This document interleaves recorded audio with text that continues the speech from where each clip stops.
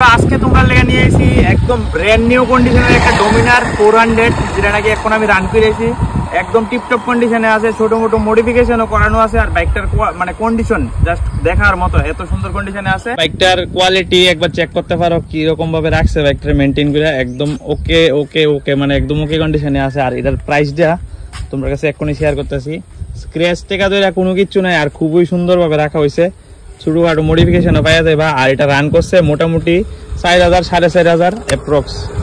একবার চেক করে তুমি সুন্দর, এই দেখো 4900 সামথিং, মনে করো 5000-এর মতো রান করছে। আর এই বাইকটা কিন্তু খুবই দারুণ কন্ডিশনে আছে। যদি কেউ চাও মানে টায়ারগুলো একবার চেক করতে পারো, একদম নতুন টায়ার।